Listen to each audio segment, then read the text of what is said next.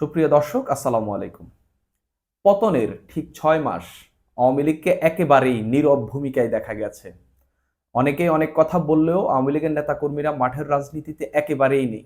কিন্তু ঠিক ৬ মাস পরে হঠাৎ করে উজ্জীবিত হয়ে উঠছে নাকি বিপ্লবী বিক্ষুব্ধ হয়ে উঠেছে আওয়ামী লীগের নেতারা। হঠাৎ করে অ্যাকশন শুরু করে দিয়েছে। এমন অ্যাকশন যে হচ্ছে তারা যেন আর একজন নেতাকেও গ্রেপ্তার করতে দেবে না। এবং তারা আইনশৃঙ্খলা রক্ষাকারী বাহিনীকে একটি ভয়ের মধ্যে রাখতে চায়।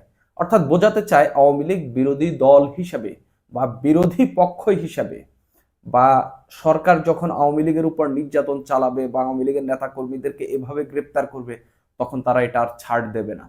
এরকম দুটি ঘটনা ঘটেছে। এমন ঘটনা ঘটেছে শেষ পর্যন্ত সেনাবাহিনী, যৌথ বাহিনী সাঁজোয়া যান নিয়ে থানা ঘেরাও করে রাখতে হয়েছে আওয়ামী লীগ নেতাকর্মীদের হামলার বয়ে। এটা কখনোই ভালো না।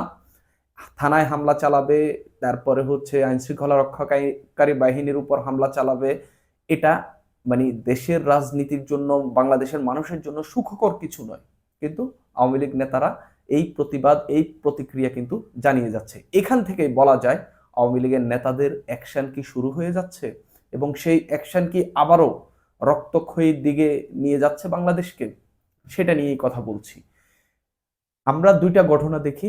এক, গোপালপুরে হচ্ছে লিফলেট বিতরণ করতেছে, সেখান থেকে আওয়ামী লীগের এক নেতাকে গ্রেপ্তার করে নিয়ে যাওয়া হয়। ওই নেতার নাম হলো গোপালপুরের এই ওই টুঙ্গিপাড়া উপজেলায় হচ্ছে সাহেব শেখ মোশাররফ হোসেন স্কুল কলেজের মাঠের এই কলেজের সামনে স্থানীয় আওয়ামী লীগ ও ছাত্রলীগের নেতাকর্মীরা লিফলেট বিতরণ করছেন।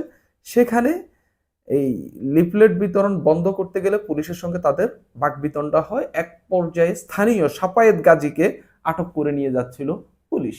এরপরই আওয়ামী লীগের নেতারা হচ্ছে ওইখানে তীব্র একটি প্রতিক্রিয়া জানায় এবং তারা হচ্ছে প্রায় পুলিশের সঙ্গে বাকবিতণ্ডা থেকে শুরু করে ঝগড়া লেগে যায়। এখানে প্রায় সংঘর্ষ লেগে যাওয়ার পর্যায়ে চলে গেছে। সেখান থেকে সারা রাত সারা রাত হচ্ছে আইন শৃঙ্খলা রক্ষাকারী বাহিনীকে, সেনাবাহিনীকে এই টুঙ্গিপাড়া থানা পাহারা দিতে হয়েছে। কারণ যাতে আওয়ামী লীগ নেতারা আবার হামলা চালিয়ে সেখান থেকে হচ্ছে এই আওয়ামী লীগ নেতাকে যেন নিয়ে না যেতে পারে বা হচ্ছে পুলিশের উপর যাতে আক্রমণ না করতে পারে। অর্থাৎ সেনা আইন শৃঙ্খলা রক্ষাকারী বাহিনী বা হচ্ছে প্রশাসন এক ধরনের একটা ভয় পাচ্ছে আওয়ামী লীগ নেতাদেরকে নিয়ে। আমি এটা নিয়ে যদি আরো বলি, হচ্ছে টুঙ্গিপাড়া থানার ওসি বলছেন যে আমাদের থানা সহ সব পুলিশের সদস্যের নিরাপত্তাজনিত কারণে সাঁজোয়া যান নিয়ে সেনাবাহিনীর সদস্যরা থানার চারপাশে অবস্থান করেছেন। হামলায় ৫ জন পুলিশ সদস্য আহত হয়েছেন। দোষীদের বিরুদ্ধে আইনি প্রক্রিয়া চলমান। ওই যে এই আওয়ামী লীগ নেতাকে গ্রেপ্তারকে ঘিরে লিফলেট বিতরণ বন্ধ করে দেওয়াকে ঘিরে এই হচ্ছে যে ঘটনাটি ঘটেছে, যে সংঘর্ষটি ঘটেছে শেখ মোশাররফ স্কুলের সামনে, স্কুল অ্যান্ড কলেজের সামনে, সেই ঘটনায় হচ্ছে পুলিশকে এই নিরাপত্তা দিতে হচ্ছে।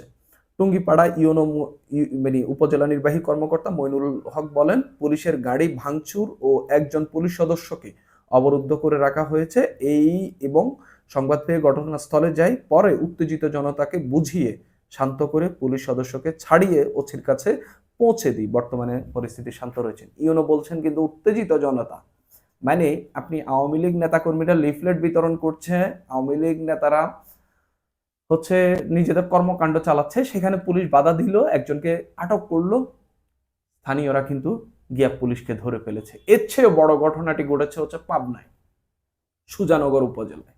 সেখানে সুজানগর উপজেলা আওয়ামী লীগের যে সভাপতি রয়েছেন, তাকে নামাজ পড়ে বের হলেন হচ্ছে এই মথুরাপুর স্কুলের মসজিদ থেকে। সেখান থেকে বের হওয়া মাত্রই তাকে হচ্ছে পুলিশ আটক করে। আটক করা মাত্রই যে ঘটনাটি ঘটেছে, পুরা এলাকার আশপাশের ২-৩টি গ্রামের মানুষ এসে ওই মাঠে জড়ো হয়। পুলিশকে আটকে দিয়ে ওই আওয়ামী লীগ নেতাকে তারা হচ্ছে ছিনিয়ে নিয়ে যায়। পুলিশ এটার ভিডিও তো ছড়িয়ে পড়েছে। পুলিশ লিটারেলি একেবারে কোনো টু শব্দও করতে পারেনি, এত মানুষ জড়ো হয়েছে। এখান থেকেই এই দুইটা ঘটনা থেকেই আওয়ামী লীগের প্রতিরোধের স্পষ্ট বার্তা কিন্তু এখান থেকে আসছে। কারণ এতদিন ধরে আওয়ামী লীগের নেতা কর্মীদেরকে কোণঠাসা, তারপরে নানা ধরনের নানা জায়গায় গ্রেপ্তার হইলেও নীরবে নিভৃতে তারা সেগুলো সয়ে গেছেন। কিন্তু হঠাৎ করে আওয়ামী লীগ নেতারা কিন্তু এক ধরনের বিপ্লবী চেতনার বা হচ্ছে আওয়ামী লীগ নেতারা হচ্ছে এই প্রতিবাদ প্রতিক্রিয়া এই প্রতিকূল পরিস্থিতির মধ্যেও এটা কিন্তু দেখিয়ে যাচ্ছে। এটা বাংলাদেশের মানুষের জন্য সুখকর নয়। কিন্তু প্রশ্ন উঠতে পারে যে হচ্ছে পতনের ৬ মাস পরে আওয়ামী লীগ আবার এরকম প্রতিরোধ তুলে নেওয়া বাংলাদেশের মানুষ কিভাবে দেখবে। কিন্তু আপনি যদি দুইটা ঘটনাই দেখেন, পাবনার ঘটনা এবং গোপালগঞ্জের ঘটনা, আমি মানলাম গোপালগঞ্জ হচ্ছে শেখ মুজিবুর রহমানের জন্মস্থান, শেখ হাসিনার জন্মস্থান, সেখানে আওয়ামী লীগের এখনো হচ্ছে মানে এত পরিমাণ নেতাকর্মী রয়েছে যে আসলে আপনি সেখানে অন্য কেউ হচ্ছে গিয়া হচ্ছে ছড়ি ঘুরানো বা হচ্ছে ক্ষমতা দেখানো কঠিন। সেই জায়গায় পাবনায়ও কিন্তু একইভাবে আওয়ামী লীগ নেতাকে ছিনিয়ে, এবং মোস্ট ইম্পর্টেন্ট যেটা এখানে হচ্ছে আশপাশের মানুষের, যাদেরকে অনেকে অরাজনৈতিক হিসেবে চিহ্নিত করেছেন, এরকম মানুষ কিন্তু অংশ নিয়েছেন।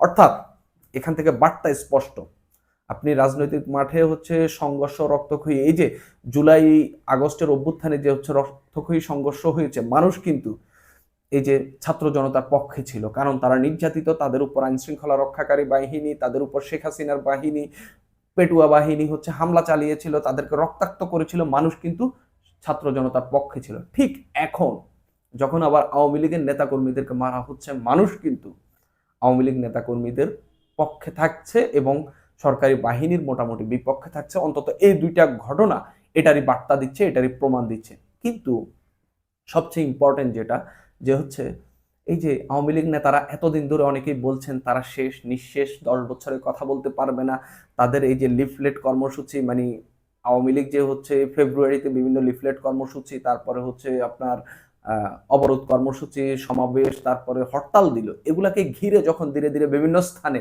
লিফলেট বিতরণ করছিল, তখন কিন্তু এই কর্মকাণ্ডকে ঘিরে বা এই কর্মসূচিকে ঘিরে আওয়ামী লীগের নেতারা কিন্তু আবার অ্যাক্টিভ হওয়া শুরু হচ্ছে, এবং অ্যাক্টিভটা এমনভাবে হচ্ছে যে তারা আসলে রাজনীতির মাঠে নিজেদেরকে স্টাবলিশ করতে চায়, এবং তারা হচ্ছে কোনোভাবেই প্রতিপক্ষকে, সেটা আইন শৃঙ্খলা রক্ষাকারী বাহিনী হোক, সেটা বৈষম্য বিরোধী ছাত্র জনতা হোক, সেটা বিএনপি হোক, তাদেরকে যেন আর ছাড় দিতে রাজি নয়।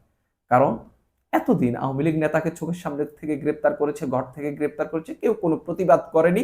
কিন্তু এখন হঠাৎ করে আওয়ামী লীগ নেতারা এই প্রতিবাদের জায়গায় পৌঁছেছে। এখান থেকে বলা যায় আওয়ামী লীগের অ্যাকশন শুরু হচ্ছে। কারণ আমি এর আগেও একটা ভিডিওতে বলেছি, আওয়ামী লীগ নেতারা মানে আওয়ামী লীগ দলটি সরকারি দল হিসাবে যেমন তেমন, তাদের স্বৈরাচার হয়ে ওঠা, ফ্যাসিস্ট হয়ে ওঠা, বাংলাদেশের মানুষকে গণতন্ত্র দিতে ব্যর্থ হওয়া সহ নানান সমালোচনা থাকতে পারে, কিন্তু থাকতে পারে কি আছে, মানে এগুলা তারা করেছে, গুম খুন হয়েছে, কিন্তু বিরোধী দল হিসেবে আওয়ামী লীগ সবসময় শক্ত একটা প্রতিপক্ষ, যাদেরকে ফেস করা আসলে খুব কঠিন, খুবই কঠিন। এইসব ঘটনার পর হয়তো আওয়ামী লীগের নেতাকর্মীদের উপর হামলা ধরপাকড় হয়তো আরো বেড়ে যাবে, কিন্তু রাজনীতির মাঠে স্ট্যাবলিশ হইতে হলে এই ধরনের কর্মকাণ্ড কিন্তু তাদেরকে করে যেতে হবে। মোস্ট ইম্পর্টেন্ট যেটা, সেটা হচ্ছে তাদের সবচেয়ে ভালো জিনিস যেটা হচ্ছে তাদের সঙ্গে জনতা যুক্ত হচ্ছে। কারণ গত 6 মাসে এই সরকার আদতে বাংলাদেশের মানুষকে দ্রব্যমূল্যের দাম বাড়ানো ছাড়া, খুব আহামরি আর কথা বলার স্পেস ছাড়া খুব আহামরি কিছু দিতে পারেনি। কিন্তু সব জায়গায় বিতর্কিত কর্মকাণ্ডের মধ্য দিয়ে ব্যাপক সমালোচিত হচ্ছে। নানান কর্মকাণ্ড নিয়ে, মুক্তিযুদ্ধের ইতিহাস নিয়ে, বইমেলা নিয়ে, বাংলা একাডেমির পুরস্কার নিয়ে, উপদেষ্টাদের লাল গালিচা নিয়ে ব্যাপক, আর ভ্যাট বৃদ্ধি করে দ্রব্যমূল্যের দাম বাড়ানো, মানে অন্তত এত এত পণ্যের দাম বেড়েছে, মানুষ আসলে হতাশ, ক্ষুব্ধ এই সরকারের উপর। সেই জায়গা থেকে মানুষও কি কোনো কোনো না কোনো ভাবে চাচ্ছে রাজনৈতিক সরকার, এবং তারা কি এখন এই সরকারের ধীরে ধীরে বিকল্প হিসেবে আওয়ামী লীগকেও ভাবছে কিনা, বা বাংলাদেশের রাজনীতিতে যেমনটাই হোক মানুষ কি ভাবছে কিনা আসলে আওয়ামী লীগ বিএনপির বাইরে তারা আসলে যাবে না। কারণ এই বার্তাগুলো ধীরে ধীরে স্পষ্ট হচ্ছে, আরো হামলার ঘটনা এরকম ঘটতে পারে। পুলিশ এবং আইন শৃঙ্খলা রক্ষাকারী বাহিনীকে এই বিষয়ে খুবই সতর্ক থাকতে হবে, কারণ না হলে বড় ধরনের বিপদ হতে পারে। কেননা এই যে পুলিশ থানা ঘেরাও করে রাখলো, এই যে বৈষম্য বিরোধী ছাত্র আন্দোলনের যে স্পার্ক, বা শেখ হাসিনার পতনের যে চূড়ান্ত রূপের যে প্রথম যেটা, সেটা এনায়েতপুরে এই সিরাজগঞ্জের এনায়েতপুরের থানার হামলায় যে নৃশংস ঘটনাটি ঘটেছিল, সেই ঘটনার মধ্য দিয়েই কিন্তু আওয়ামী লীগের পতন কিন্তু সেদিনই হয়ে গিয়েছিল। কেননা এই পুলিশ একে এভাবে হত্যার পর আর কিন্তু সরকারের আর কোনো মনোবল, পুলিশের আর কোনো মনোবলই ছিল না যে তারা ক্ষমতায় নিজেদেরকে টিকিয়ে রাখতে পারে।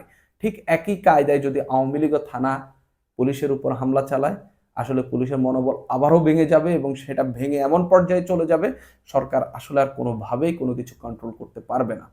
আওয়ামী লীগ নেতাকর্মীরা হয়তো তাদের জায়গা থেকে তারা তাদের অস্তিত্ব টিকিয়ে রাখার জন্য তারা সঠিক কাজটাই করছে, কিন্তু আইনশৃঙ্খলা রক্ষাকারী বাহিনীকেও তাদের ভূমিকায় তাদেরকে থাকতে হবে। কিন্তু আমি আবারও যেটা বলছি, এটা কিন্তু বাস্তব। আওয়ামী লীগের কিন্তু অ্যাকশন শুরু হয়ে গেছে। এই অ্যাকশনের স্ফুলিঙ্গটা সারা দেশেই ছড়িয়ে পড়তে পারে এবং সেটা ছড়িয়ে পড়লে কোন দিকে আমরা যাচ্ছি সেটা নিয়ে কিন্তু একটা শঙ্কা তৈরি হচ্ছে, কারণ আওয়ামী লীগ ছাড় দেবে না। সুপ্রিয় দর্শক, আজ এই পর্যন্তই।